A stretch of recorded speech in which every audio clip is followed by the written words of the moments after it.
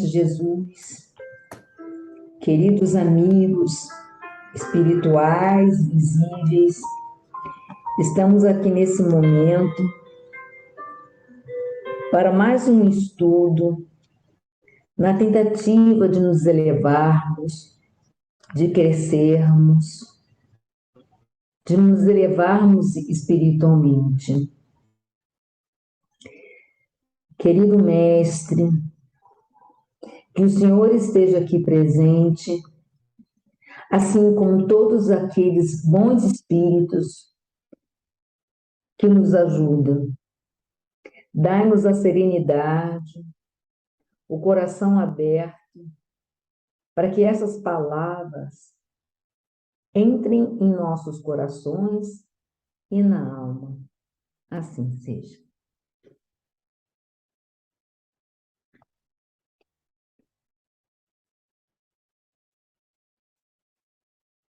Capítulo 75, nas casas de César. Todos os santos vos saúdam, mas principalmente os que são da casa de César. Paulo, Filipenses, capítulo 4, versículo 22. Muito comum ouvirmos observações descabidas de determinados irmãos na crença relativamente aos companheiros chamados a tarefas mais difíceis, entre as possibilidades do dinheiro ou do poder. A piedade falsa está sempre disposta a criticar o amigo que, aceitando o laborioso encargo público, vai encontrar nele muito mais aborrecimentos que notas de harmonia. A análise desvirtuada tudo repara maliciosamente. Se o irmão é compelido a participar de grandes representações sociais, costuma-se estigmatizá-lo como traidor do Cristo. É necessário despender muita vigilância nesse julgamento. Nos tempos apostólicos, os cristãos de vida pura eram chamados santos. Paulo de Tarso, humilhado e perseguido em Roma, teve ocasião de conhecer numerosas almas nessas condições e, o que é mais de admirar, conviveu com diversos discípulos de semelhante posição, relacionados com a habitação palaciana de César. Deles, recebeu atenções e favores, assistência e carinho. Escrevendo aos Filipenses, faz menção especial desses amigos do Cristo. Não julgueis, pois a teu irmão, pela sua fortuna aparente ou pelos seus privilégios políticos. Antes de tudo, lembra-te de que havia santos na casa de Nero, e nunca ouvides tão grandiosa lição. Quer comentar, não? É muito interessante, né? Essa afinidade que eu tenho em ler o que Paulo fala e toca meu coração, né? Essa piedade falsa, né? Quantas vezes as pessoas julgam só pela aparência ou fazer para postar, né? Hoje, atualmente em redes sociais, né? Postar para mostrar, postar para fazer. E ontem, no sepultamento da minha mãe, quanta coisa que ela fez que eu não sabia e que foi totalmente oculta. Literalmente a piedade oculta, né? Então, essa piedade falsa que critica o amigo, que faz para aparecer, que faz para chamar a atenção, né? Que ele chama aqui de uma análise desvirtuada de tudo, que não é o real, né? E, ao mesmo tempo, diz que é necessário despender muita vigilância nesses julgamentos, Quantas vezes a gente se pega julgando por coisas pequenas no nosso dia a dia, né? E que a gente se escapa e já está falando ou está fazendo algum comentário. E no final eu achei muito interessante nesse parágrafo que menciona, né? Havia santos na casa de Nero. Ou seja, mesmo naqueles lugares que o pessoal acha que só tem pecaminosos, que só tem pessoas que não. Ali também pode ter pessoas que estão ligadas ao bem, estão ligadas a fazer aquilo que nos é ensinado, a cumprir a missão. É isso que eu entendi. Alguém gostaria de tecer mais algum comentário? Né? Realmente é uma chamada para o não julgar, né? Que Jesus nos aconselha, até porque a gente não sabe. E a gente tem aquela coisa, muitas vezes, as pessoas condenadas ou não recomendadas, assim, socialmente falando, são pessoas de coração boníssimo, boníssimo, né? E a gente não pode esquecer da conversão, digamos, de Maria de Magdala, a gente não pode esquecer. Na literatura brasileira, tem um romance do Jorge Amado, Teresa Batista, Cansada de Guerra. Gente, eu li, eu chorava daquela mulher considerada uma mulher condenável, de vida, né, duvidosa, em que as damas da sociedade não lhe dirigiam a palavra, em que havia todo um preconceito, mas na realidade ela tinha sido uma pessoa que tinha passado por experiências tão duras e tinha ficado sempre à margem. E quando chega o problema de uma epidemia, de uma peste qualquer lá, ela que vai trabalhar até, né, o término para socorrer as pessoas que ficavam cheias de cuidado, cheias de medo, cheias disso, cheias daquilo. Aí a pessoa vai lá e socorre, se expõe.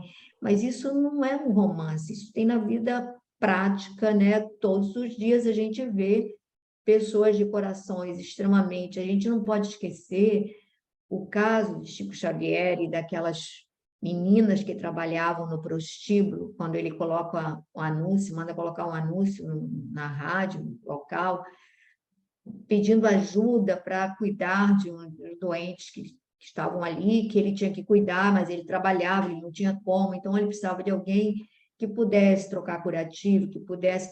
E as pessoas que se prontificam são duas meninas que trabalhavam, digamos, lá, nesse prostíbulo. E aí elas dizem, olha, mas nós somos de tal lugar, que todo mundo conhecia. E ele disse, não tem problema, preciso de alguém que possa higienizar o doente, que possa cuidar, que possa dar o alimento, etc. e tal. E aí ele ia na hora do almoço e fazia a prece com elas, e até que ao término de um mês, um pouco mais, elas se convertem e ele tem o cuidado de acionar amigos de Belo Horizonte para que elas pudessem ter a oportunidade de arrumar trabalho fora dali, porque ali elas traziam um rótulo, mas foram elas que se prontificaram. Ele precisava só de almas generosas que pudessem servir, que pudessem, né, doar seu tempo, né? E aí nós temos assim aquela coisa, né, do rótulo da pessoa de bem e às vezes não somos essas pessoas de bem que acreditamos ser, né? E aquelas que muitas vezes são estigmatizadas como pessoas não gratas à sociedade são muito melhores, são mais generosas, são mais verdadeiras, né? Tem um sentimento mais à flor da pele, enfim. Mas se alguém quiser falar mais alguma coisa, eu passo a palavra. Alguém? Verônica? Wellington? Ninguém quer falar? Alice? Também não? A Babi também não? Então, nós vamos para o capítulo Vamos para o capítulo 13 de Os Mensageiros. Eu acho que eu tenho outro livro aí. Não, eu não consigo enxergar. Não foi. Maitê, quer começar a leitura? Começa sim, Pepita. Deixa eu só achar a página aqui. É o início do capítulo. Tá bom. Aqui. Ponderações de Vicente. Peraí, vou aumentar também aqui o texto. Ai, foi. Ai, só um segundinho. É porque o meu PDF aqui, não consegui comprar esse livro ainda. Ponderações de Vicente. Não estava farto de lições, mas para o momento havia aprendido bastante. Impressionado com o que me fora dado observar, não insisti com Vicente para prolongar nossa demora no centro de mensageiros. Deixando grandes grupos em conversação ativa, reconstituindo projetos e refazendo esperanças, segui o companheiro que me convidava a visitar os imensos jardins. Roseirais enormes balsamizavam a atmosfera leve e límpida. Sinto-me fortemente impressionado, murmurei. Quem diria pudessem caber tantas responsabilidades a essas criaturas? Não conheci pessoalmente nenhum médium ou doutrinador do espiritismo, justificando agora minha surpresa. Vicente sorriu e ponderou. Você, meu caro, procede das câmaras de retificação, onde os trabalhos são muito reservados e circunscritos. Talvez sua impressão provenha dessa circunstância. Verá, porém, com o tempo, que existem aqui locais de conversações dessa natureza, referentes a todas as oportunidades perdidas. Já visitou alguma dependência do Ministério do Esclarecimento? Não. Localizam-se ali os enormes pavilhões das escolas maternais. São milhares de irmãs que comentam por lá as desventuras da maternidade fracassada, buscando reconstituir energias e caminhos. Ainda ali temos os centros de preparação à paternidade. Grandes massas de irmãos examinam o quadro de tarefas perdidas e recordam com lágrimas o passado de diferença ao dever. Nesse mesmo ministério, temos a especialização médica. Nobres profissionais da medicina que perderam santas oportunidades de elevação, lá discutem seus problemas. Vamos dar uma paradinha, Maitê, para você comentar? Vamos. É um parágrafo, assim, um pedaço um pouco descritivo, né? Mas, então, assim, eu acho que ressalta que, né, que o Luiz estava surpreso com esse tipo de... com as palestras, né, que vinham sendo ministradas, etc., sobre o fracasso dos doutrinadores, dos médiuns que haviam fracassado, e aí eles tentando, então, agora dando a sua visão já mais amadurecida e mais elevada, depois que eles chegaram ao plano espiritual e perceberam por que tinham falhado. E aí eu acho que sempre as falhas, né, as nossas falhas, quando são repensadas e reamadurecidas, podem às vezes servir, então, de alerta para outros. Então, eu acho que ele estava comentando, então, a relevância dessas reuniões. E aí o Vicente fala desses outros locais. Então, é bem interessante que mostra que, na verdade, né, claro, a gente pode falhar em várias e várias missões, né, na nossa vida nós não somos só uma coisa, então às vezes a gente pode ir muito bem até profissionalmente, ou ser um bom filho, um ótimo filho e falhar como mãe. Então, eu acho bem interessante que lá, então, tem todos nesses ministérios, teriam, então, locais para esse tipo de conversa e de quase que terapia em conjunto, preparando as pessoas para o retorno, né? Então, os que ali vão, alguns são para justamente contar sua experiência e os outros parecem que, né, vão para aprender e ouvir e refletir com isso e quando retornar, não falhar tanto nessas missões, né? Conseguir levar o fardo de uma forma melhor e com mais responsabilidade. Então, achei interessante. Então, tem para as mães, para os pais e também para os médicos, né? Missões muito relevantes, né, das Ele pessoas. ele vai dizer, né, que na realidade tem para todas as áreas. E você falou da terapia de grupo, eu até notei aqui no meu livrinho, pelo seguinte, isso é relativamente novo para nós, né?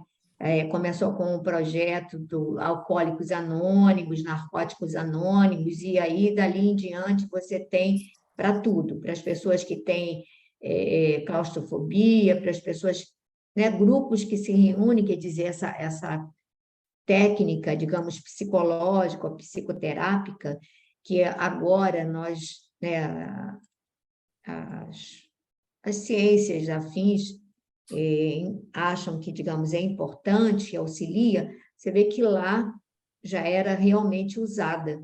E era assim, o confessar o fracasso, na realidade, é o mesmo processo dos alcoólicos anônimos, né? De você retomar o fracasso para reavaliá-lo e fortalecer-se. E, ao mesmo tempo que você ouve a queda do outro, que às vezes é maior que a sua, de alguma maneira você se conforta, né? Quando você ouve alguém que tem uma queda maior, que tem um desastre foi maior, aí você diz assim, nossa, coitado, então o meu ainda é menos doloroso, e você vai, mas é engraçado que ele vai falar para os pais, que é uma coisa muito comum da fuga à responsabilidade, né?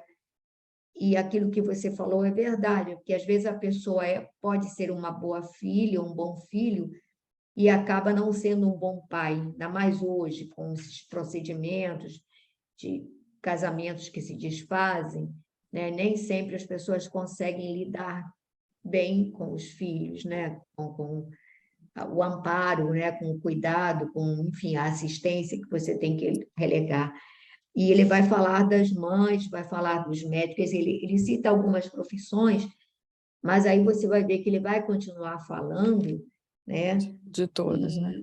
E ele vai ver que em todas as áreas, não importa do que a gente vem, mas se falharmos naquele nosso propósito, nós vamos reavaliar e vamos ter que repetir.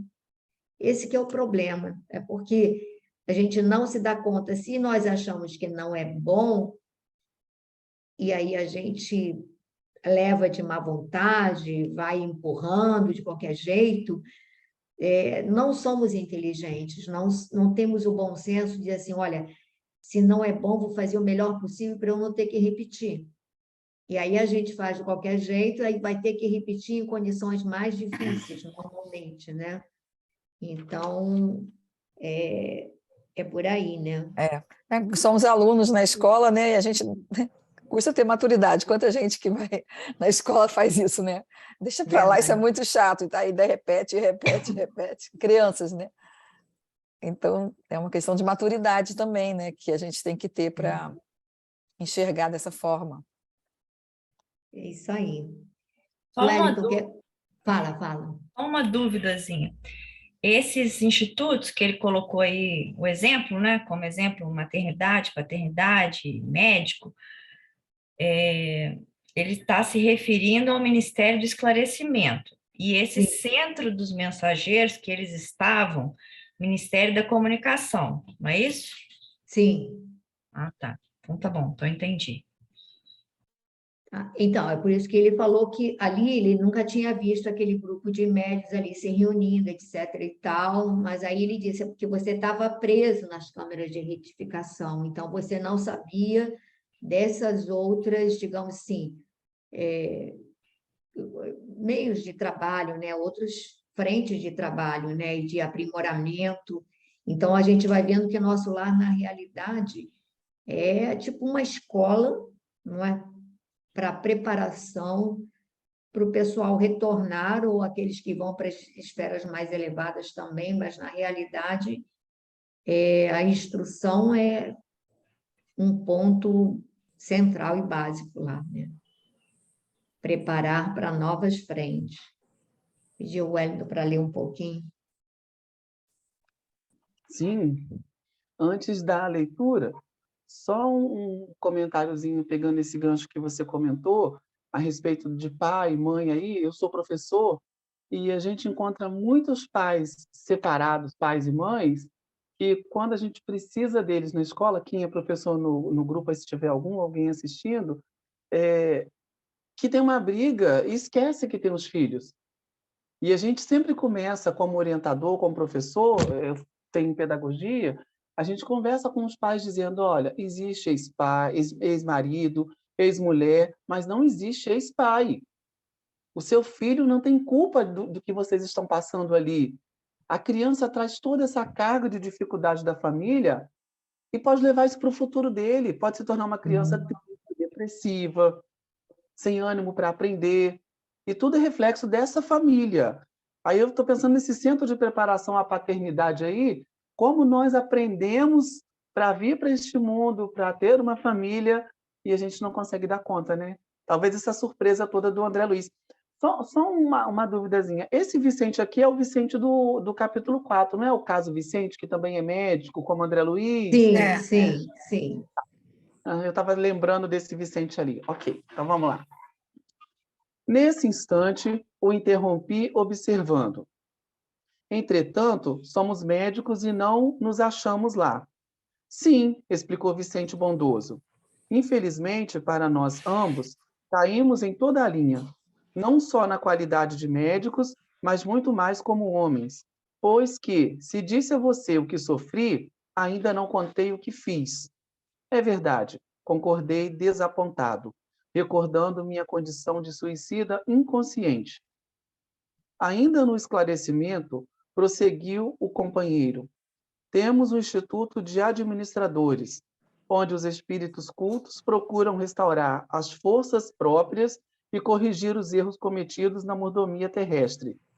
Nos campos de trabalho do Ministério da Regeneração, existem milhares de trabalhadores que se renovam para a recapitulação das grandes tarefas da obediência. Somos numerosos, continuou sorridente, os falidos nas missões terrestres, e note-se que todos os que hajam chegado a zonas como o nosso lar devem ser levados à conta dos extremamente felizes.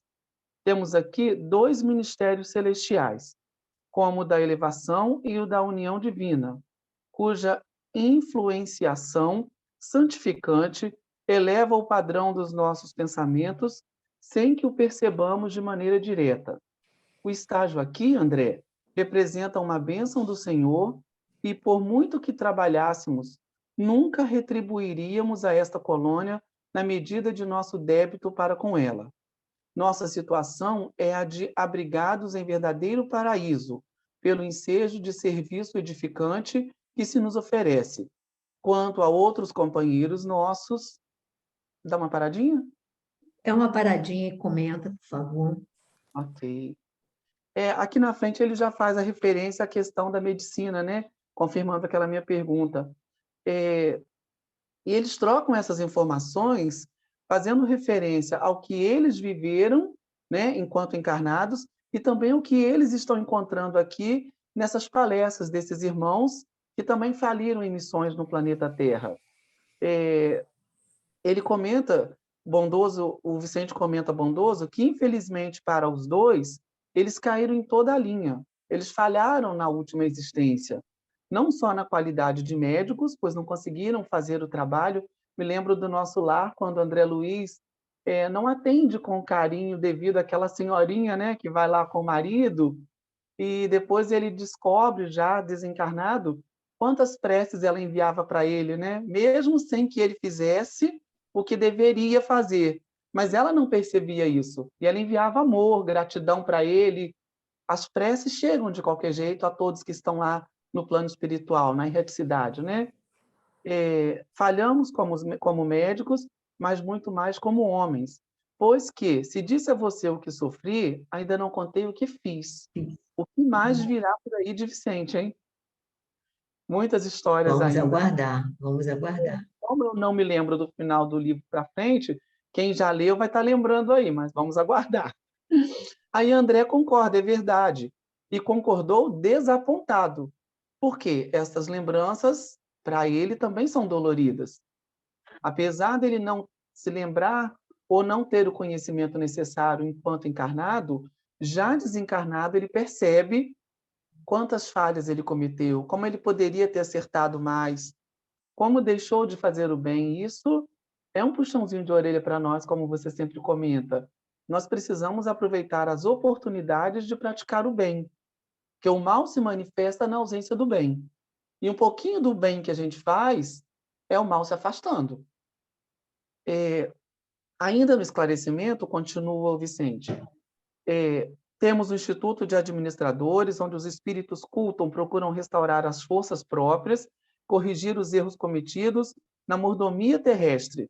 Então, olha só que interessante. Mordomia terrestre. Nós estamos no paraíso. O planeta Terra é um local que a gente pode resgatar muito, se nós não nos atermos às nossas dificuldades. Cada um sabe da sua dor, cada um sabe do que está passando, cada um sabe da sua dificuldade.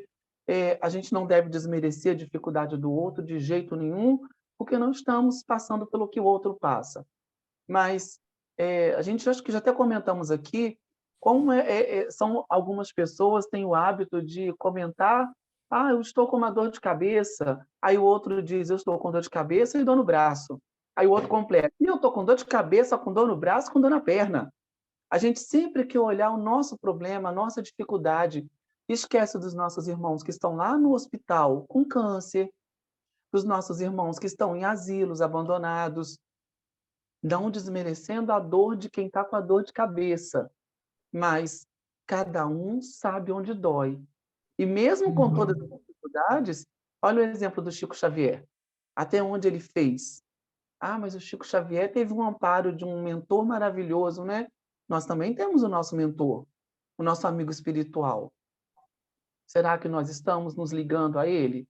Será que nós estamos conseguindo manter a nossa vibração para que a gente possa chegar algum dia lá no nosso lar ou alguma colônia espiritual e termos condição de conhecer o campo de trabalho, o Ministério de Esclarecimento, ou nós vamos chegar como André Luiz, sem saber de nada, e somos espíritas. André Luiz não era espírita.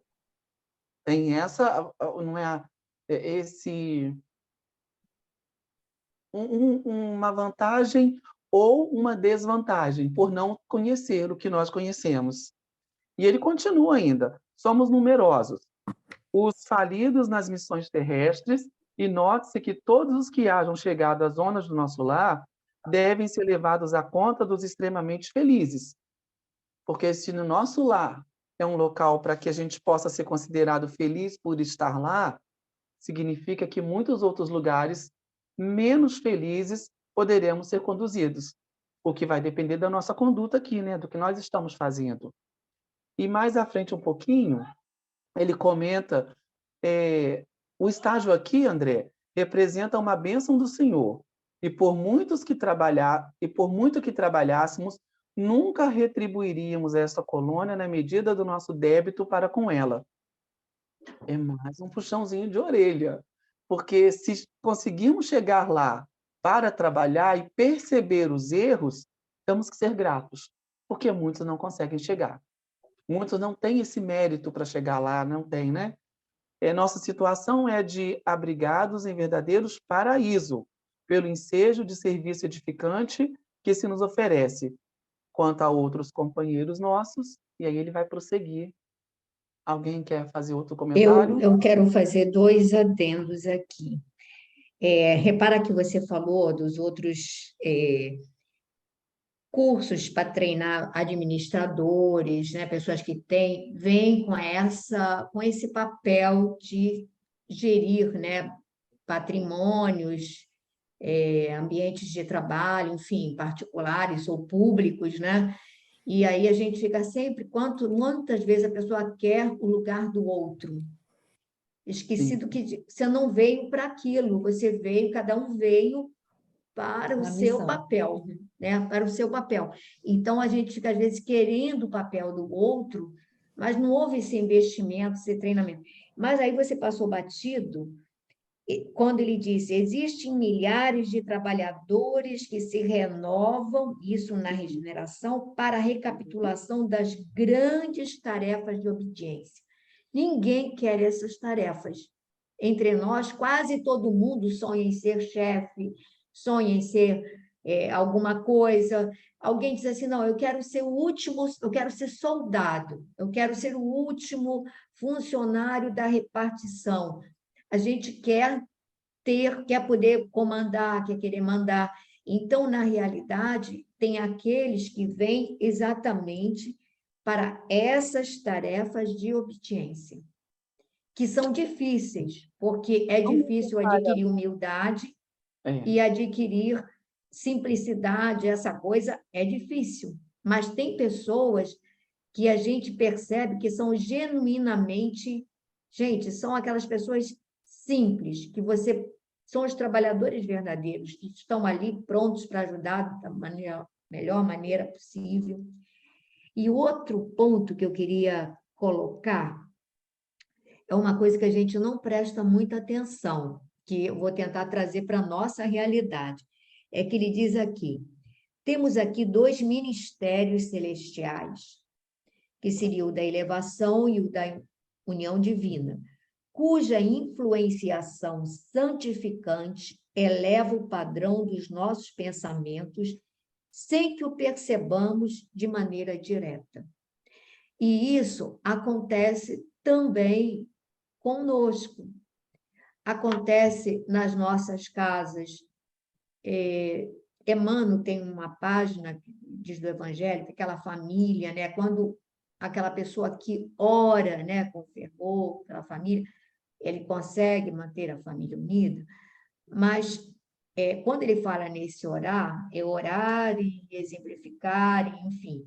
Então, a gente percebe, eu me lembro que a minha sogra, eu tive um cunhado que era alcoólatra, e aí, quando ele bebia fora de casa, ele criava situações muito difíceis, complicadas, que tinha interferência, às vezes, dos vizinhos, até da polícia já teve. E, no entanto, quando ele bebia, se tinha uma reunião de família, ou que fosse Natal, ou que fosse o aniversário do meu sogro, ou que fosse aniversário... E minha sogra falava assim, eu não entendo por que ele bebe em casa e ele fica tranquilo. Ele não cria caso, ele não cria problema, né? E quando ele bebia no bar, ele já chegava, às vezes, criando muita confusão. Aí você vai dizer, minha sogra não era, digamos assim, espírita, nada disso, mas era uma pessoa de bem. Meu sogro também era uma pessoa de caráter, uma pessoa assim muito séria, rigorosa nos procedimentos dele como cidadão, uma pessoa muito... Então, de qualquer maneira, eles eram um casal digno.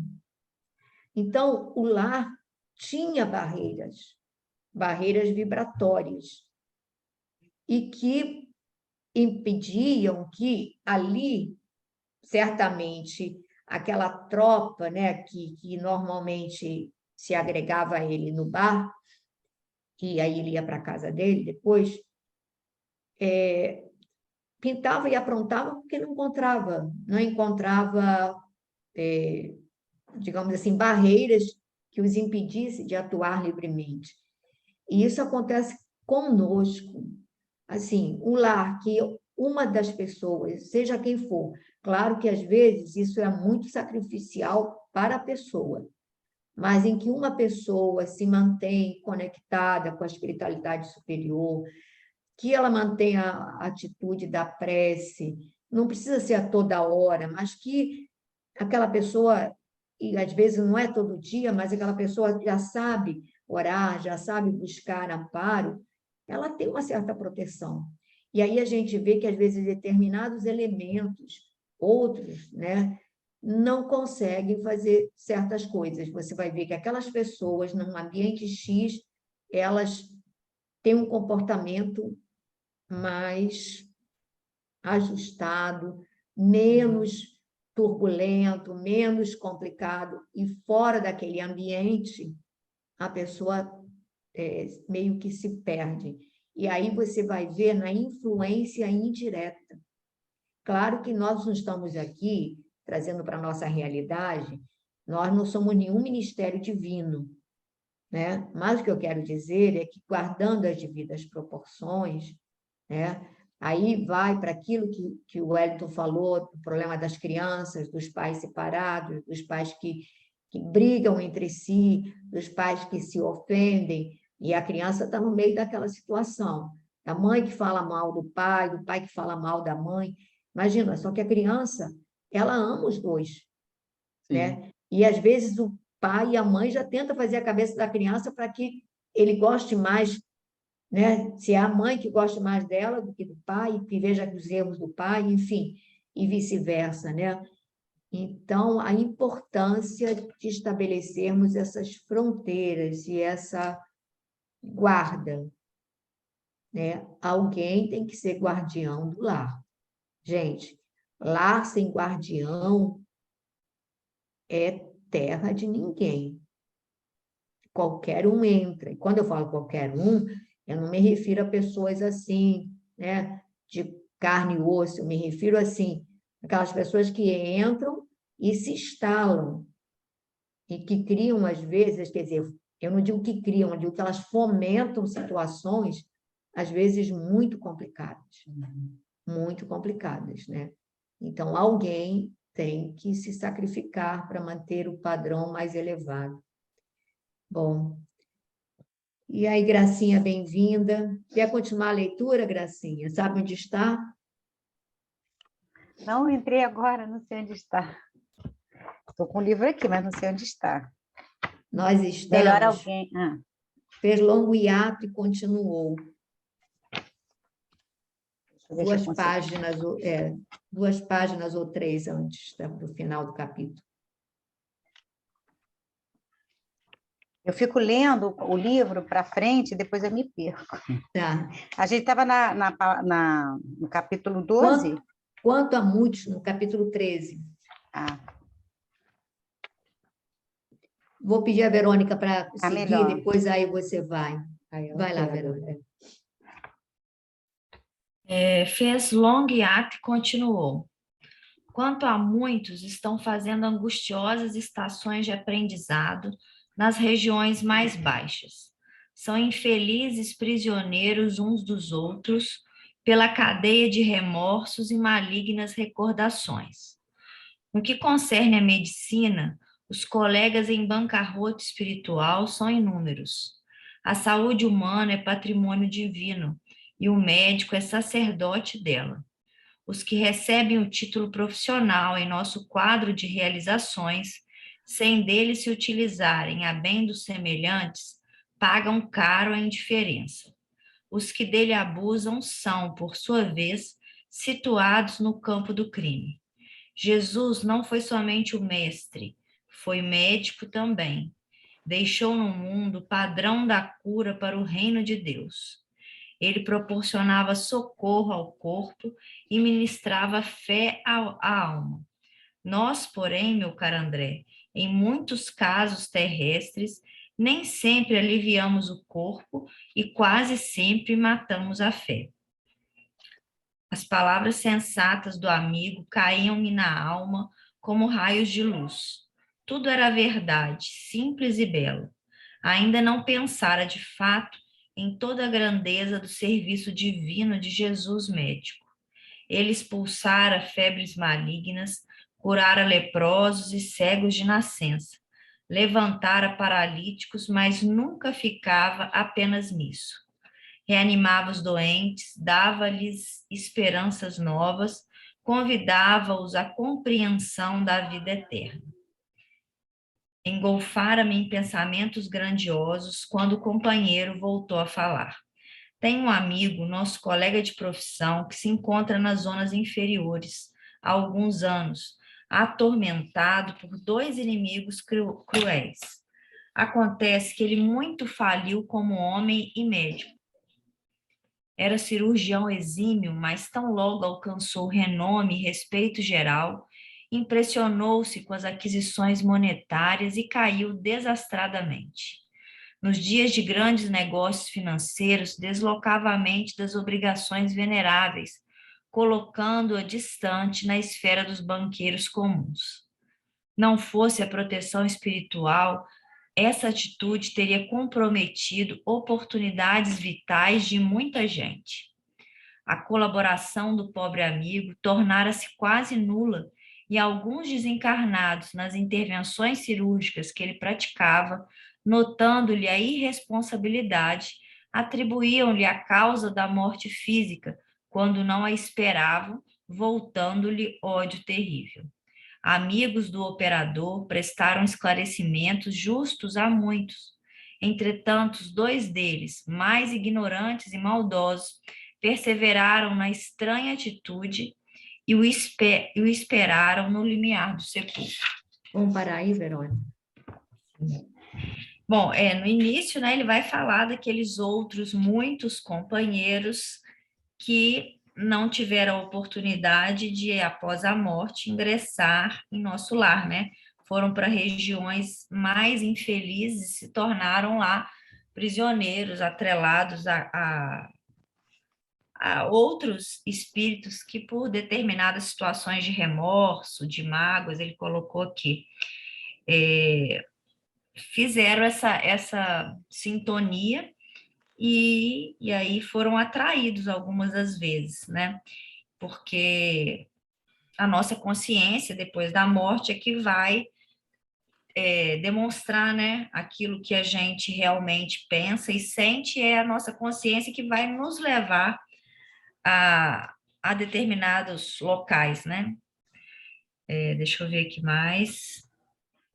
Aí ele vai falar especificamente dos médiums, dos médicos, como que os médicos têm aquilo que você fala, né? São as cartas de serviço que devem ser utilizadas, seja o médico, seja qualquer profissão, que devem ser utilizadas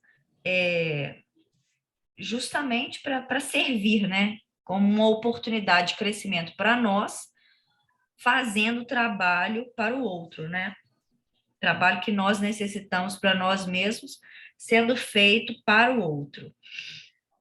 Deixa eu ver mais. Aí, depois ele vem falar a respeito da medicina de Jesus, né? Que era aquela que elevava o indivíduo, né? Ele curava o corpo, mas ele também proporcionava esperança, proporcionava alento àquelas pessoas que estavam sendo curadas. Ninguém saía curado, triste, desanimado, ao contrário. Todo mundo saía curado, mas às vezes, né, nem todos, mas os que saíam curados saíam sempre com bom ânimo, com um padrão mais elevado do que antes. E ele veio falar que nem sempre os médicos fazem isso, né? Às vezes eles até aliviam o corpo, mas não fazem nenhuma parte de uma ajuda moral, no campo moral, e aqui ele colocou aqui, aliviamos o corpo e quase sempre matamos a fé.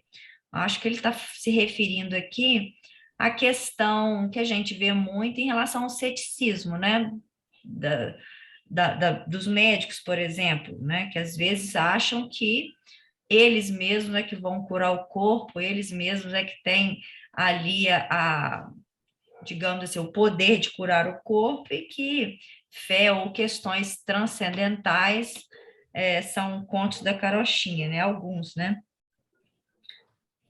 Deixa eu ver mais. E aí ele citou um exemplo de um colega que era um exímio cirurgião, mas que com o passar do tempo, como foi ganhando um renome, e aí começou a ganhar muito dinheiro, começou-se a desviar, no sentido de quê? De ter uma preocupação muito excessiva em relação ao ganho financeiro, né? Mais do que curar ou tratar o enfermo, o objetivo dele era auferir os recursos monetários. E com isso, ele passou a atrair espíritos assim, dessa natureza, né? Deixa eu colocar aqui, ó. Aí ele coloca aqui um fator interessante. Não fosse a proteção espiritual, esta atitude teria comprometido oportunidades vitais de muita gente, porque ele coloca que em determinados momentos ele não fazia o trabalho dele, né, da medicina, da cirurgia, de uma forma exímia. Responsável. Por quê? Porque ele estava preocupado com outras coisas na cabeça. Entretanto, as pessoas que estavam sendo ali submetidas a essa cirurgia, evidentemente que tinham também a sua proteção, né? Então, ninguém, a espiritualidade, Deus não ia deixar também que ninguém ali perdesse sua vida por conta de uma responsabilidade alheia se a pessoa não tivesse que assim desencarnar ou que assim tiver ter uma complicação. E especificamente, 2 desencarnados que observavam essa conduta irresponsável dele em determinados momentos da cirurgia, começaram a imantá-lo, começaram a persegui-lo, muito embora tivessem tido ali o esclarecimento de que ele não havia proporcionado o desencarne dessas pessoas que eles, com certeza, tinham laços afetivos, né? Estavam ali junto com aquelas pessoas que estavam sendo submetidas à cirurgia, mas mesmo assim eles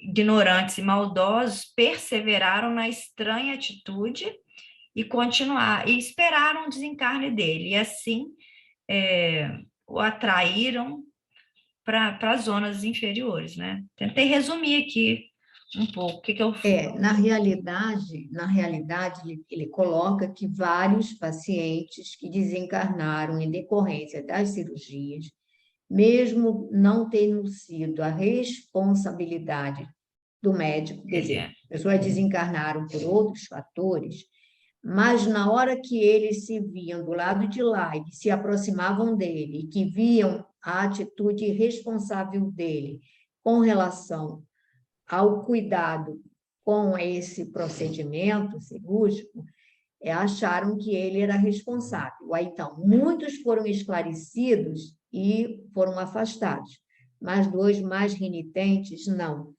Mas aqui ele vai dizer uma coisa também que é importante.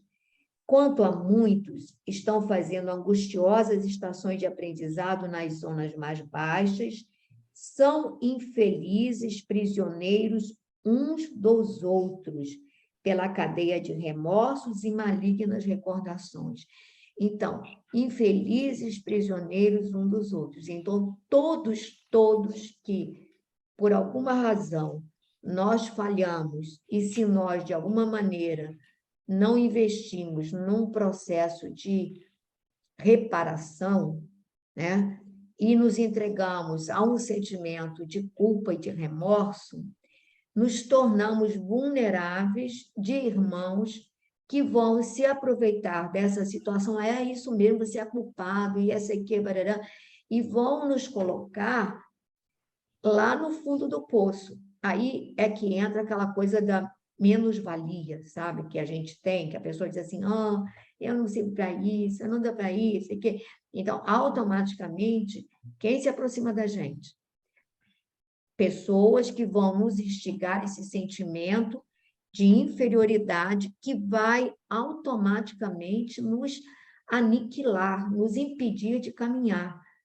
Então, gente, o que a gente aprende nos livros a gente errou. Se a gente começa a se chicotear que eu sou uma coisa, que eu sou horrível, que eu sou isso, gente, vai ter uma nuvem que vai chegar assim, é isso mesmo, Pepita, você é horrorosa, você não vale nada. Vai vir uma nuvem de desafetos e de pessoas que vão, e eu vou acreditar realmente que, olha, eu não tenho saída, eu não mereço. Eu não mereço a proteção divina, eu não mereço porque eu sou isso, que eu sou aquilo, que sou aquilo. Então, o que a gente tem que pegar, gente, o gancho de Paulo. Tem que pegar. Olha, estamos milhares de anos-luz de distância de Paulo, estamos. Mas o exemplo a gente tem que tomar. Porque na hora que Jesus aparece para ele podia dizer, meu Deus, Senhor, eu não sou digno. Ele tinha mandado assassinar várias pessoas, ele tinha fomentado o apedrejamento de Estevão, ele tinha destruído famílias. Ele lembra que várias pessoas crianças iam pedir, interceder pelos pais que estavam passando fome e os pais haviam sido aprisionados. Quer dizer, ele tinha feito uma desgraceira só.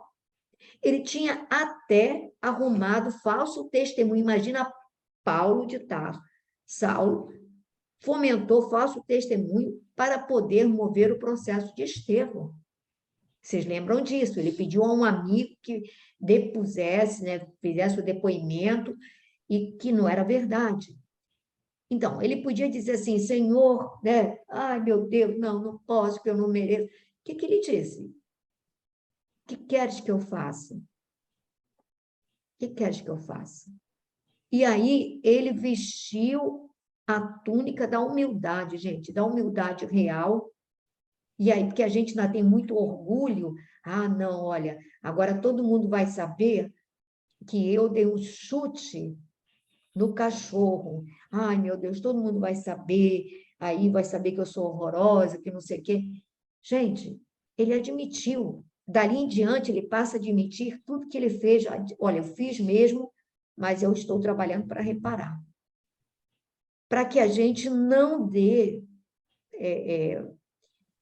guarida a essa invasão da nossa mente. É uma invasão de outras inteligências que vão nos colocar num processo de baixa autoestima, de negação de nós mesmos e de aprisionamento, que é o que eles fazem aqui. Uns aprisionam os outros. Você acha que aquele senhor que está lá aprisionando, ele desencarnado, eles são inocentes? Eles estão instigando um monte de coisa, fazendo o outro sofrer. Eles são inocentes? Eles apenas não estão vendo os seus erros, estão apenas vendo o que eles sofreram e estão se julgando vítimas. E como não estão vendo o seu lado negativo, eles se tornam mais fortes, né? Então, eu acho que isso aí é uma coisa que a gente precisa, sabe, ter na nossa mente, porque nós nos boicotamos. Não são os outros que nos boicotam, somos nós que nos boicotamos. Somos nós que dizemos, sou eu que digo, Pepita, você não merece, e automaticamente eu me aniquilo, né? Então, gente, quando a gente diz assim, ó, a gente precisa se amar, não é demagogia, não, a gente precisa, Senhor, olha, realmente eu estou constrangida, estou envergonhada, não era mais para continuar errando assim, mas continuo, Senhor, dai-me força para sair daqui, Senhor.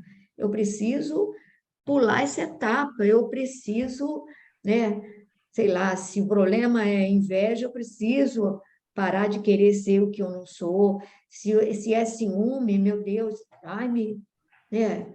Seja lá o que for, cada um tem uma fraqueza, uma fragilidade, vamos lutar, porque senão a gente vai ficar ali, ó.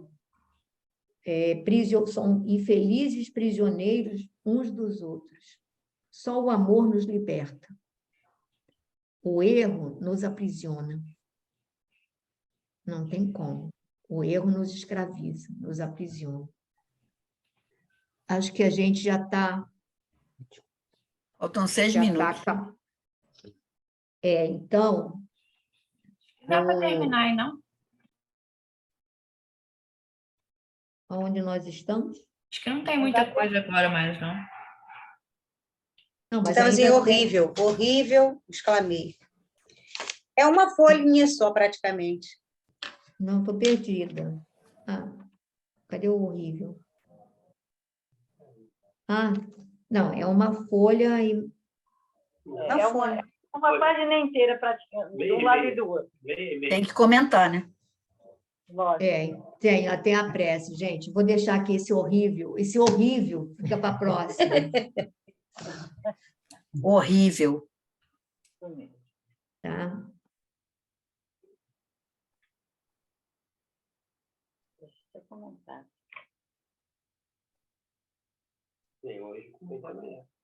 Gracinha, a próxima você começa aí nesse trecho. Tá bom?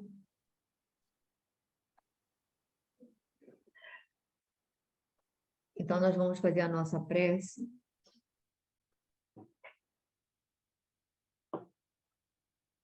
Jesus, mestre amado, querido amigo,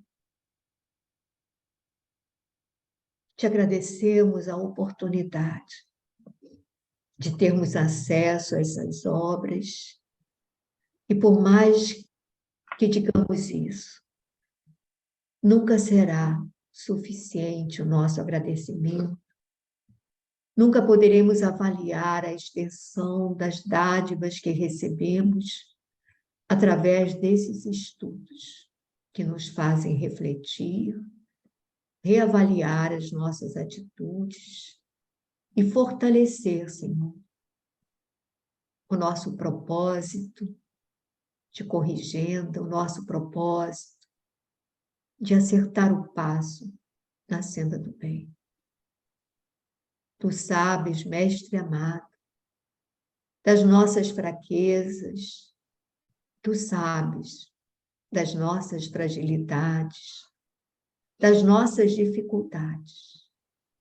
Mas te pedimos, Senhor, que nos fortaleças, que nos renoves o ânimo e a coragem para a luta, que fortaleças em nós a esperança e a fé, a alegria e a gratidão pela vida, pela capacidade de poder pensar e avaliar, pelos sentidos perfeitos, por um corpo que nos permite a recapitulação de nossas experiências, por estes momentos em que nos colocas em contato com corações amigos, que nos retroalimentam, que nos estimulam a prosseguir, lutando com ânimo forte.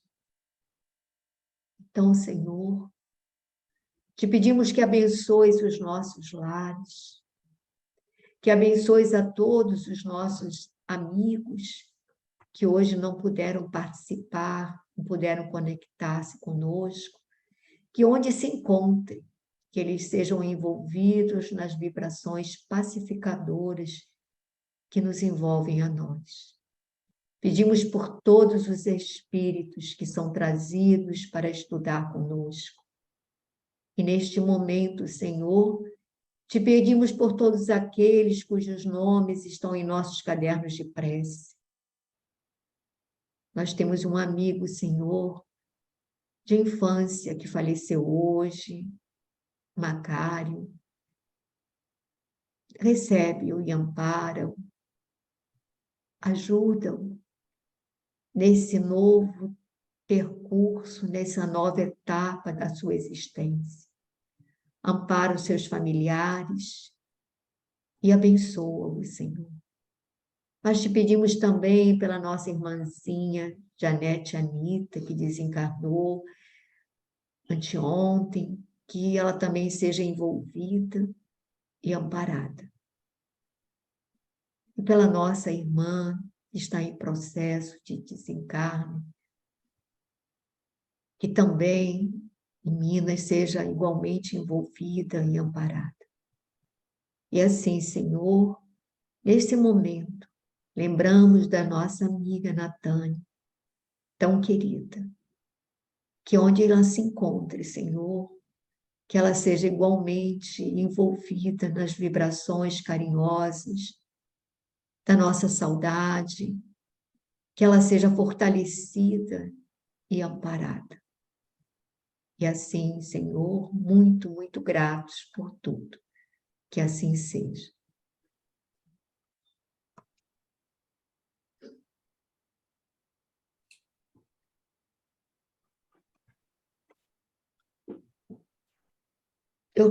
Fabi, cliquei aqui, não apareceu, mas